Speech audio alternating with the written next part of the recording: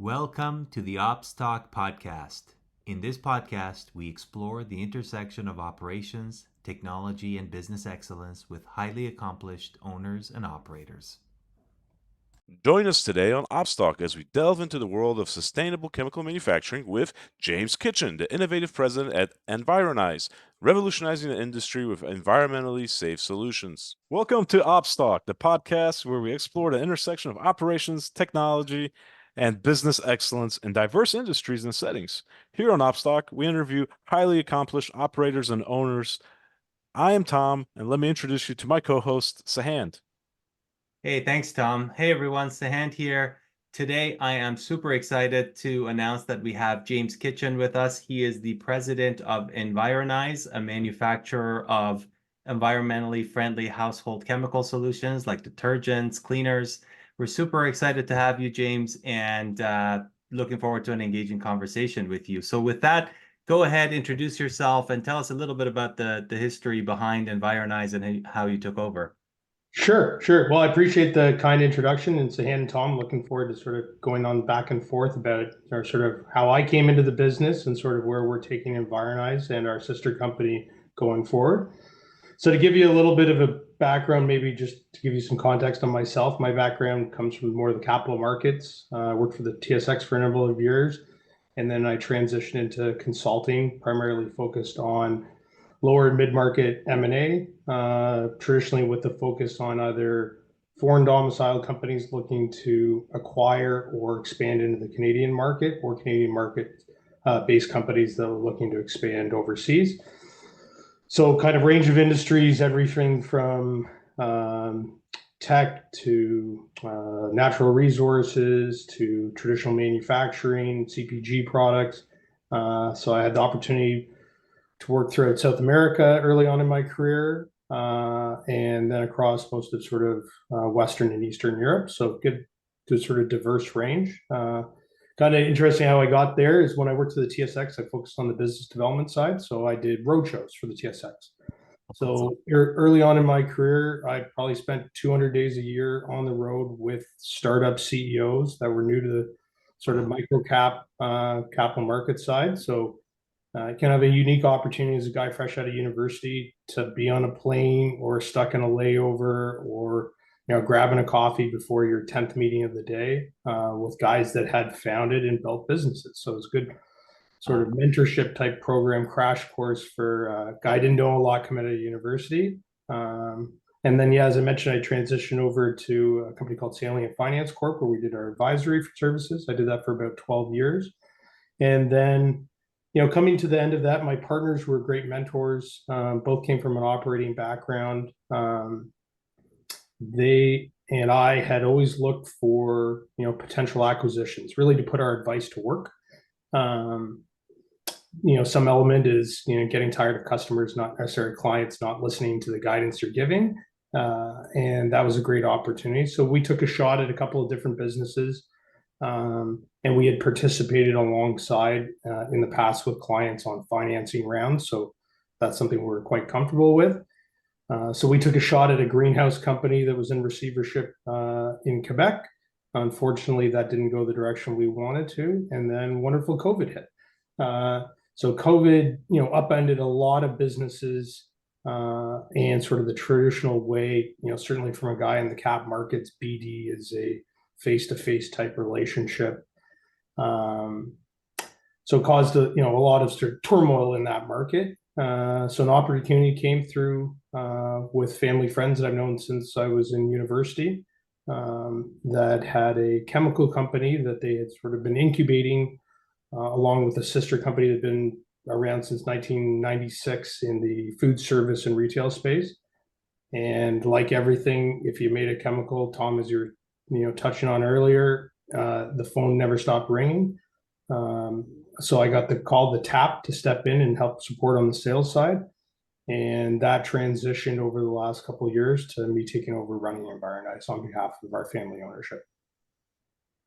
Wow, incredible journey. And yes, absolutely. I remember when COVID hit in the chemical world, it was a lot of things, a lot of shortages, If you had the ability to fill bottles, if you had access to ethanol that was, medical grade, I mean, it was just completely a game changer. So very, very interesting. So yeah, tell us more about, what was it like to transition from very high finance world into really being the president of a manufacturing company? I think from leaving aside the operational side, that I look at running a business no different than when we were acting sort of as advisors or consultants. We were always sort of hands-on from an advisory or consultant based. Stepping in as acting CFO, stepping in as acting COOs, where clients need it. I think you'll see that with every startup and entrepreneurial company, there's a strong visionary, but that doesn't necessarily mean there's a strong finance piece to it, or there's a strong operator piece to it. There's always one element or two elements missing in a business, and I don't think that any small to medium sized business is immune from that. So, is it sort of from a natural fit standpoint? I would say, being from spending my career in advisory and business development, that running a manufacturing business is really no different when you net it out. It's all relationship building, and it's selling. And there's no difference that in, say on an advisory side, we may look at 100 deals a year, winnow that down to 10 that are worth really taking a look at in an engagement, hoping to complete one or two. So, in the sales side, you're building how big can you make your funnel, and ultimately you're netting down to a transaction. And that's where I find it's like incredibly appealing on just a personal level for me, because my ability to sort of switch gears from industries based on EnviroNize and sort of the myriad of industries that we participate in. I'll give you like an anecdotal example. Last week is, I presented a school board event for 500 custodians and facilities professionals, talking about how our solutions from EnviroNize are a better, safer, cost-effective solution for staff. I then got in the car, went to our warehouse, sorted out some operational details for a private label customer, and I was sitting in a greenhouse in Langston, Ontario, which is a couple hours south of London, Ontario, between London and Toronto, and discussing how our products can improve the yield on microgreens. So that, from an intellectual perspective and stimulation, is highly appealing to me. I get to learn a lot about industries that I'm not entirely familiar with, and then become a subject matter expert in it. And that's where I think the diversity of our EnviroNize offering allows us to provide a local solution to a lot of problems that people have overly relied on. Large manufacturers that don't have a personal touch, don't live in the communities, don't manufacture in the communities, and there's a lot of layers to those businesses. That's where operating in a smaller, more agile company, the opportunities are available everywhere. That's awesome. James, just quickly, you said improving the yields of microgrids? Greens. Oh, greens. Sorry, microgreens. Okay. Yeah, lettuce. Yeah, that company, they produce about 25,000 clamshells of salad greens and microgreens every week that are going out to major retailers across Canada. So it's an impressive from an operations piece just to see that volume, and they would be small relative to some the Doles of the world. So that's just another like small private business that is down a dirt road that you wouldn't see until you open up behind the trees and see a mega facility. And no different than our business. We operate in London, Ontario, right in downtown London, Ontario, right down the street from the Labatt Brewery. And we operate out of a 26,000 square foot warehouse. We've got full capacity for bottling, for production, warehousing, storage.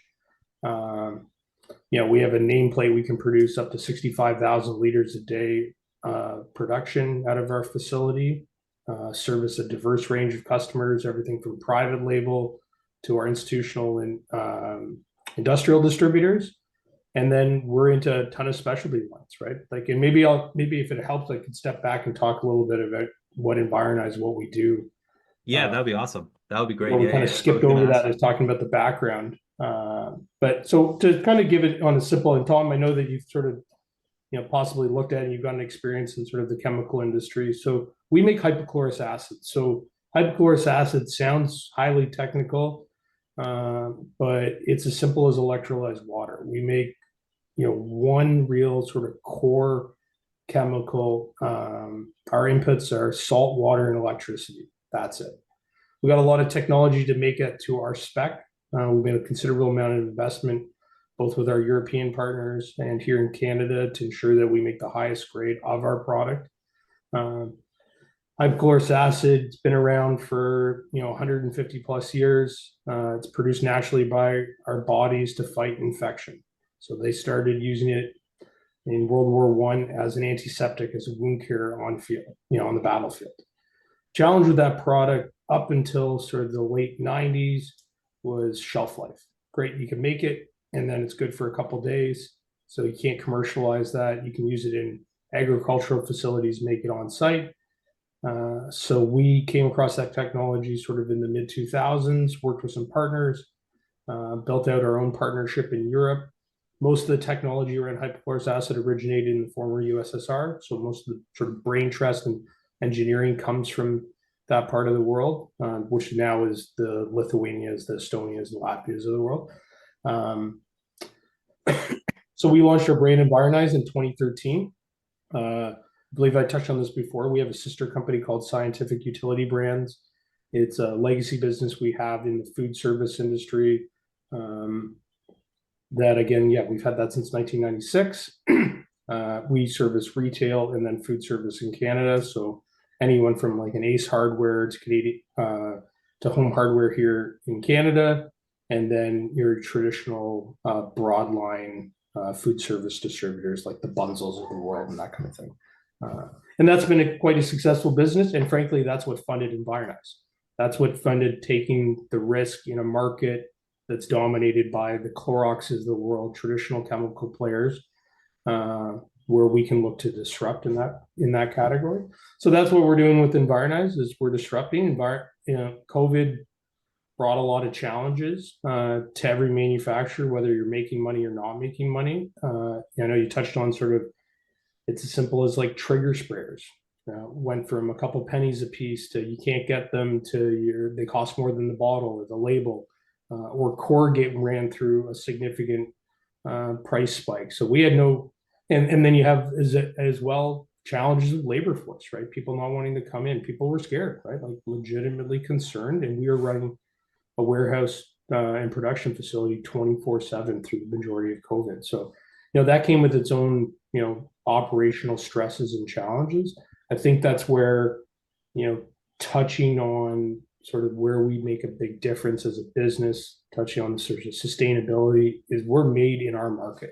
We cover across Canada, we sell internationally, but our core is the Canadian market. Where we're sort of have diversified our business, and that's why I touch on the scientific side and the food service. When COVID hit, that business went to zero. That was a good, solid monthly revenue, cash flow positive business. Not a lot you can mess up with it. Good supply chain to highly disrupted, and everyone shut down. Wow. So that became challenged, but EnviroNize was there to support it. And conversely, as sort of the hangover of COVID and all the supply chain panic passed, EnviroNize had to rebuild itself as well into more sustainable, selling lines, as people ejected from the business that came in to make a quick buck. So Scientific has come back and supported that. So that's a unique part about our business, is we're sort of shielded on both sides. One has, better margins than the other, but it strikes a good balance for us and sort of steady flow for our staff. So I quite, I enjoy how that's worked out for our team. That's really, really, really amazing, James. And so I remember exactly what you're talking about. I was actually managing a blending and bottling plant at that time, and I remember it was very tactical, wheeling and dealing. Like these trigger sprayers weren't available. Where could I get them? This factory was shut down, And yeah, I just remember it was like very, very tactical and creative through that time. But I'm really interested in your journey at the time when you were going through it. Was it something that was like a strategically made decision to know, hey, this business is going down, or was it more in the moment? Like, t tell us a little bit more about just that journey from like your perspective as the human being going through this, like just to share with other entrepreneurs, like what do you do in those incredibly tough situations? Okay, so I think that strategic decision, whether you call it luck or unintentional, was made or intentional. Sorry, I said was made back actually with the launch of EnviroNize. So, our food service and retail business, while great and steady, lives at the whims of a highly commoditized product category, or you live at the whim of buyers at major retailers in the States and Canada, which can change just according to sort of the time of day. So EnviroNize, and we're highly dependent on offshore supply in the Middle East and Asia. So that comes with freight costs that can move. During COVID, there were some significant disruptions on that side. And then continued that headache after a ship makes a wrong turn in the Suez, and all of a sudden freight rates, go stratospheric. So, EnviroNize was an intentional or conscious decision to onshore and build products in our market. We don't draw for EnviroNize. We don't draw any inputs greater than 150 kilometers, or call it 95 miles, from our facility in London, Ontario. Wow. We're situated on all the major corridors that touch in the U.S. We're an hour and a half from Detroit. We're an hour and a half, 2 hours from Toronto.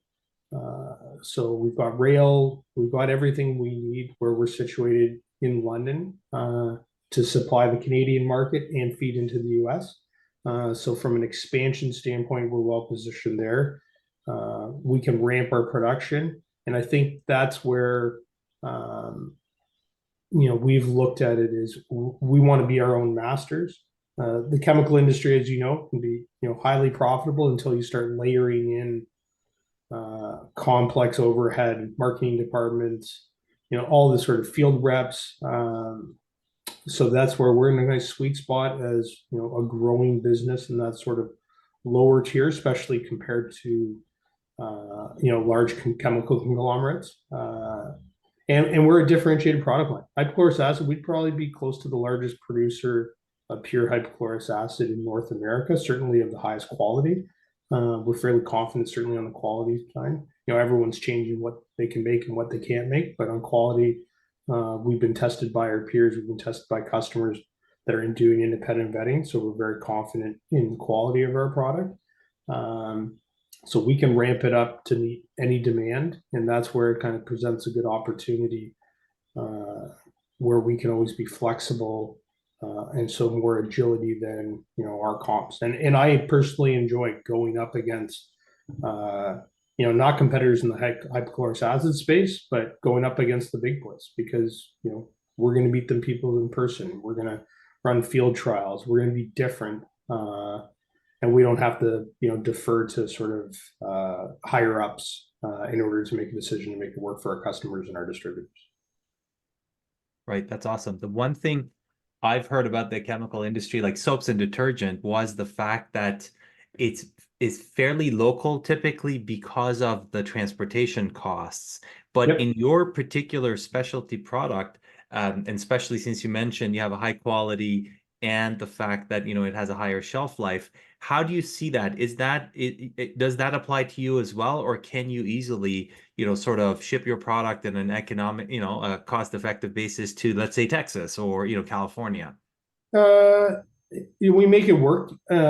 It's tough for certainly in the Canadian market. We always fall victim to the there's not enough of us and we live too far away from each other. Unfortunately, or it's sort of our major markets. The United States kind of gets delineated between sort of an East Coast, a Midwest, and then you've got the West Coast, right? So similar in nature, that there's gaps, and freight's always a factor. Freight in the United States is far more competitive in Canada. It's cheaper for me to ship to Texas than it is for me to ship to Edmonton. Isn't that amazing? As an example, sometimes it's cheaper for me to ship to Texas than it is to ship for me to Toronto. So, it's just relative that they just take a little bit of a different approach, and there's more competition. So I think we're zero rated when it comes to under NAFTA or the new sort of agreement. So crossing the border, we have the currency in our favor, that alone wipes the freight.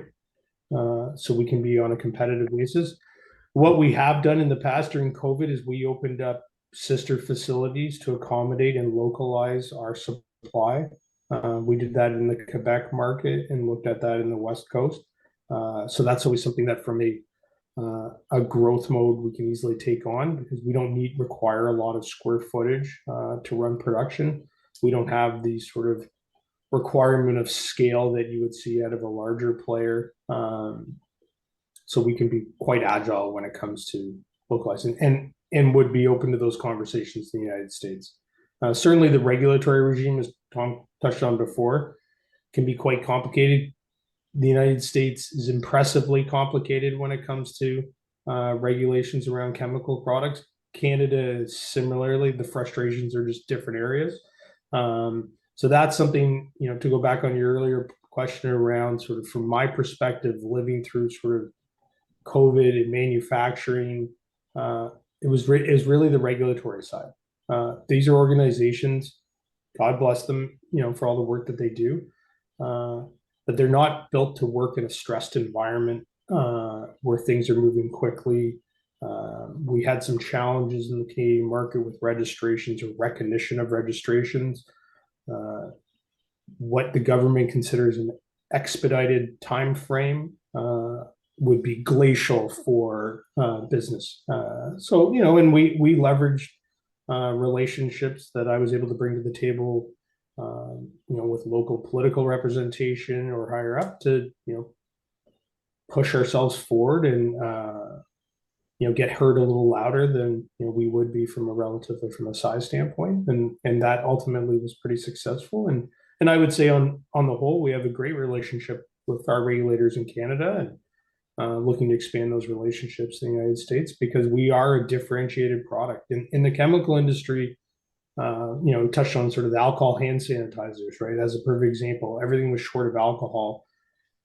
The reason being is nobody really cared about having alcohol hand sanitizers. Nobody really used them. They're just, by your elevator when you walk in or when you walk into a hospital.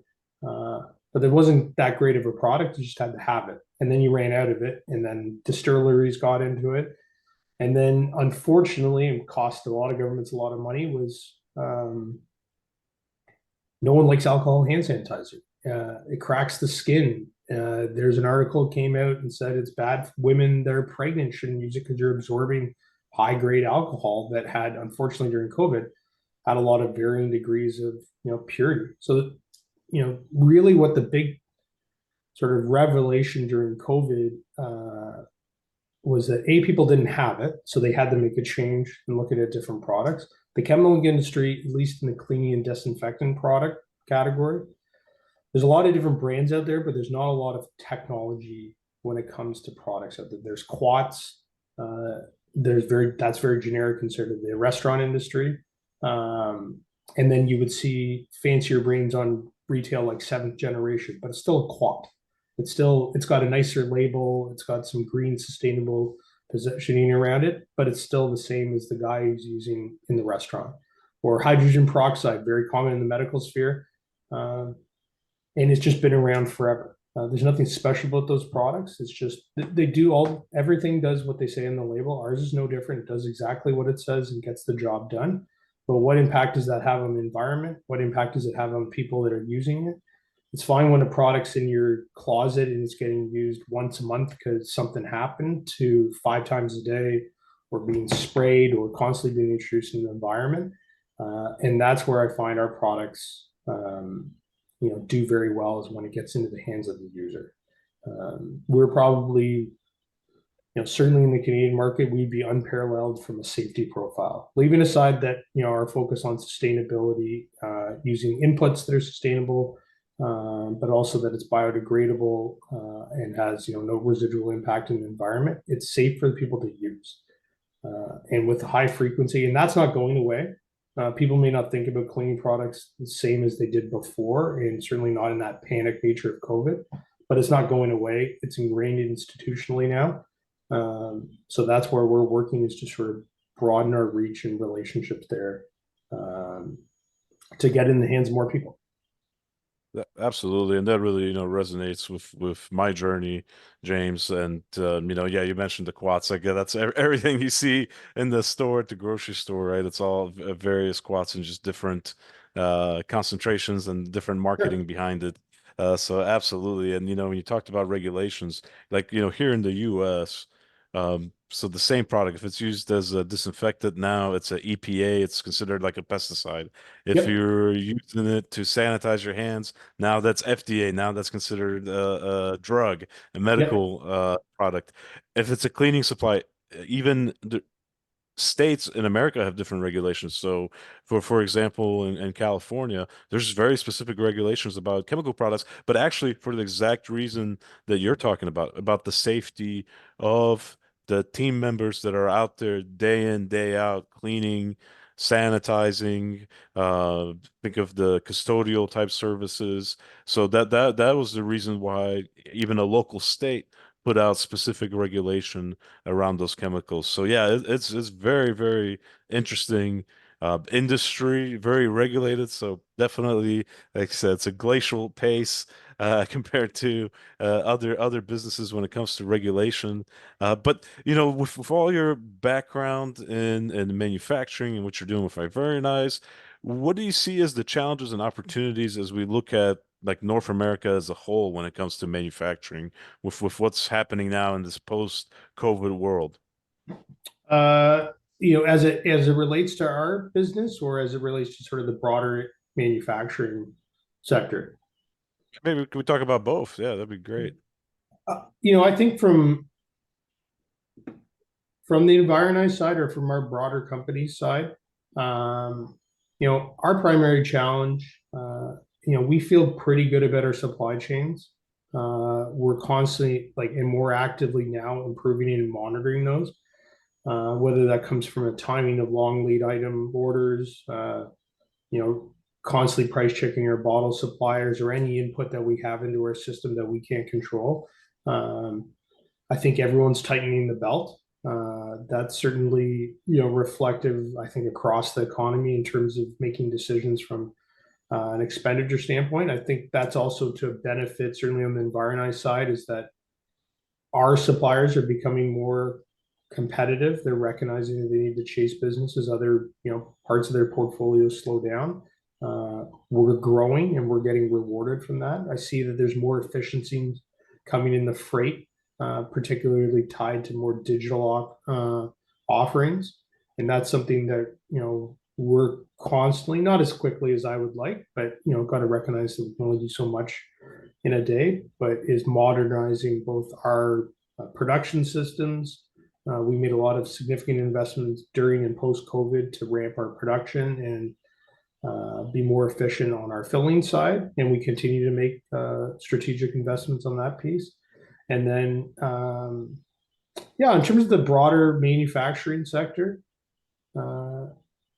I think it's tough. Like, people are like, you have higher labor costs, you have higher input costs, you've got higher technology costs, you have more competition, whether that's from overseas or domestic. And that's a challenge. And you have consumers on the other end that are biting back at increased prices. It's something unique with EnviroNize, is that we haven't issued a price increase in over a year and a half. Why is that? Because our costs have come down on some elements, and as we've modernized and automated some of our production side, we can make more faster and more efficiently than we could before. And a lot of our input costs have come down because that sort of panic has been eliminated from that piece of the market. I can't say the same about our competitors because they're oriented a little differently, right? We're in growth mode. We're acquiring market share. They're maintaining and they're dominant players, but they've got a higher cost, more overhead, more layers in their business. So I certainly think, so they're issuing price increases on a quarterly or, annual basis, and that's hitting every consumer and every budget. So we can, we differentiate ourselves on that. We hold pricing for, larger government contracts. That's something we can do more easily. We can make, changes in our system. We can launch new products to meet demand more, quickly than others. We don't need, a major business case. I think like, delving into the world of e-commerce, even though we're dipping our toes in it, has been eye-opening, especially for launching new products. Started our first launch of Amazon earlier this year, and products that would have been orphaned with our distributors not being ready to take them on, now become a good selling case on an Amazon, right? So it opens up the market and broadens our visibility for a full portfolio wherever they find that as well. This is great, and this is a great segue to switch a little bit into technology. I wanted to chat a little bit about that with you. I know you guys, based on what I've seen, for the size and the type of manufacturer you are, you have an outstanding social media presence from what I've seen. So kudos to the team. You mentioned e-commerce, you mentioned automation. Tell us a little bit more about how you're leveraging technology, whether it's really automation that's automation of the machinery or business management, some of the really interesting things that you've overseen done over the past few years that is kind of allowing you to cause a bigger or make a bigger impact with the small agile team that you have in London. Yeah, I think that it's a work in progress, certainly. On the production side, that was really bringing us up to a level. We're somewhat complicated that we build a diverse range of products, and that's SKUs, that's concentrations, that's product focus category. So we're a little bit more manual because we'll do a lot of small runs. There's not a lot of automation you can pull into doing a 500 bottle or 1,000 bottle run of a small SKU. Like I can't justify adding a line that covers that, but I think we've done pretty well with that. We've got a good staff that can bob and weave as we ask and not overcomplicate things and make good product. In terms of from an application of technology, I think really, we built a lot of systems on sort of our ordering and logistics to, streamline our team and our process. Before, it was a little too paper-based, and that's often with sort of traditional manufacturers. You get the order, that can come in a million different forms. It can come in an email, a phone call. Can I get 50 cases? My count's on the file, come in an official PO. So, we looked at building out, sort of platforms for customers to work into. Unfortunately, it doesn't work because it has to sync with all of their systems, and most people's systems don't talk to each other. It's a little easier for us in the retail because, we're just dealing with EDI compliance and SPS commerce, so that we fit into those systems, and we've had that, for decades. In terms of where I see the opportunity from a technology enhancement, and it's selfishly, that's what benefits my side the most, is really on the sales side, right? So we've looked at, and no different that when delving in the world of Amazon or something like that, it's overwhelming, right? Like if you're stepping into it, I'm sure you can spend a lot of money getting suckered into courses that, will turn you into a future Amazon #1 seller. And I'm sure lots of good people put a lot of money into it, but, I'm a little bit more cautious, and I'm more of a partnership guy. So we partnered with a great person, great company that does successful with e-commerce strategies, and we came up with a sort of good in-kind relationship that benefits both sides, and we're leveraging their expertise so that we're not reinventing the wheel. That's something I'd love to do on sort of the expansion on the sales side. We don't necessarily interested in expanding our headcount unless it's strategically in sectors that can benefit, like the oil and gas sector, where it's so relationship based. but in sort of the categories that we're in, traditional facilities, institutional, and we range again, like we do for everything from eye care to pet products, to laundry additives, to institutional disinfectants, to skincare, cosmetics, like the whole gamut. Hypochlorous acid or its byproduct, which is called catholite or sodium hydroxide, has a myriad of applications. I always look to partner because we're not in industry. I'm not an eye doctor. I'm certainly not, the best person to represent a skincare line.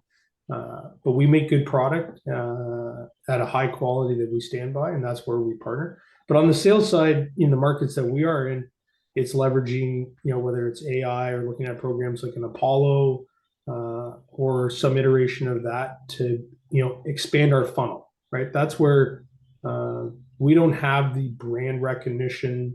We're not Kleenex. We're not, Clorox.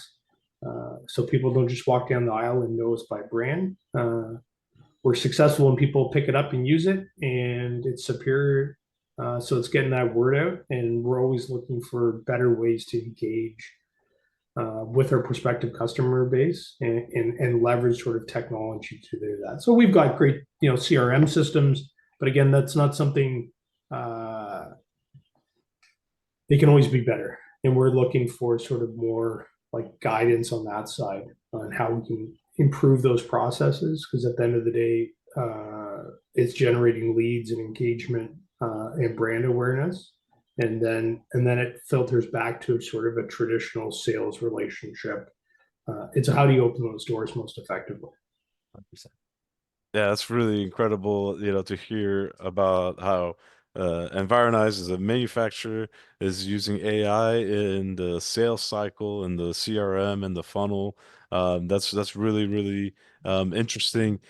Also, have you looked at any technology? I know you've done a lot of automation and improving your process. Has there anybody approached you yet about different solutions, AI in the operations role yet, or is that still something that's brand new out there? I haven't. It'd be something certainly we'd be open to discussion on. I think where we came from to where we are now was, the equivalent of like having AI and not having AI. So I think like AI might be a bit of a stretch in terms of relative to, where we've come, but that's something that's sort of on the radar is how we can improve. I know we use it quite extensively in building out like sort of marketing materials and copy, and that's been quite successful. So it's just understanding kind of where the applications, and I'll be the first to admit that I haven't explored the full gamut of applications when it comes to sort of more disruptive technology and how we can, sort of better our practices. We adhere to a lot of, traditional manufacturing and like, GMP type practices for our facility. And as part of being a regulated product or producer of regulated products, we have to work to a certain standard. And we believe to exceed that. I think, one of the questions you guys had mentioned around sort of, or we had touched on, was around sort of, regulations and ESG and how you can best, those are the trends in the market. So we're certified by ProCert. So that's one of the organic certifiers in Canada, the United States. So we're USDA and Canadian Organic Standard certified organic. There's Eco Logo. There's lots of programs. Green Seal is the US version. Green Seal is still thankfully sort of a not-for-profit or non-profit-oriented organization. Eco Logo is now owned by UL, so the Canadian government sold it a couple of years back. So it's a little bit of a different pricing model, but that's something we look at. A little bit of that's greenwashing. A lot of products that cover that, sure, they might break down fine, but you kind of go back to how was it made in the first place, and what is sort of the energy cost. So it's a little harder to quantify. So we've been doing a little bit of work that we see from customers that there's quite a bit of a trend as part of their ESG mandates is towards sort of carbon accounting. And I know that's, there are a lot of specialty firms that take that on, and, people are looking to make that more accessible to, the everyday business or manufacturer or input provider, because right now a lot of that offering is, out of reach from a financial standpoint to most businesses, but larger entities are looking to, have that information, right? So we've been working with a startup here in Toronto, where I live, that is looking to sort of, make them. They started out as a carbon capture company, and then they looked at it as like, hey, we can't calculate carbon emissions without, getting charged an arm and a leg. How can we democratize this? How can we make it more accessible to regular businesses that are looking to scale their operations? And yeah, we found that like incredibly helpful, both to like look inwardly and how we can improve our practices, and look at our supply chain, but also it gives us a leg up and stands up with the big boys, in terms of, bring that best in class sort of structure to our products and third party validation. That's awesome. That's fantastic. And James, lots of great topics to cover with you. I think we can go on for a lot longer discussion, so we'll definitely have to bring you back. But we're approaching the time to conclude here. So as we ask our guests typically, and we do believe in it, how is there a way, and how can we, Tom and I, as well as our listeners, how can we connect with you? Is there anything that we can do to help you, EnviroNize, scientific business? How can we help?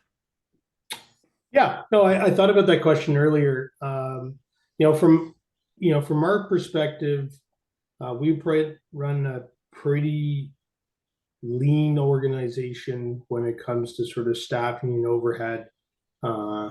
We are focused on making product and selling product. We don't put a lot of filler in that. It's reflective on how we price our products, and how we manage our business. So, any area where we can either leverage partnerships to expand territories or expand product applications in industries that we're not currently working in, or would like to participate in, is fantastic. Secondly is looking ahead at how we, particularly on the sales and outreach front, how we can better leverage technology or better position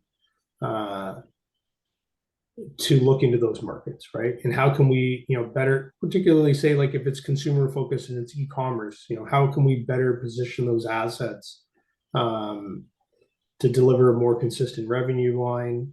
Because when I look at our e-commerce platforms, yes, it's great that it brings in revenue, but our core industry, our core is our distributors.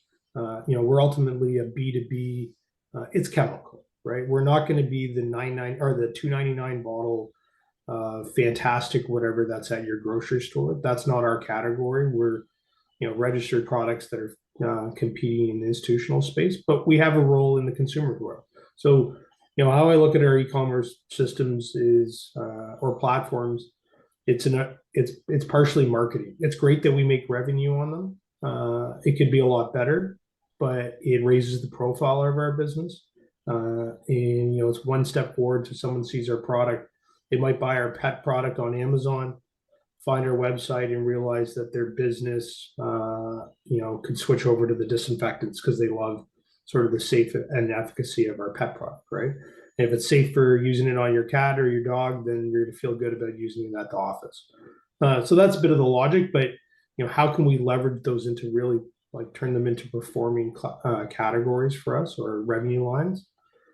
That's incredibly appealing. And then again, I think we touched on this around sort of building out that or outsourcing that sort of sales organization, right? How can we leverage technology or work with partners to leverage that technology, to widen the sales funnel? That's awesome. Okay, so distribution, marketing, and e-commerce partnerships are big on your radar. So whoever is listening, this is a great opportunity for reaching out to James if you have a compelling solution related to what he's asking for. James, great to see you. Thanks so much for being with us. Thank you so much. Thank you, guys. Very much.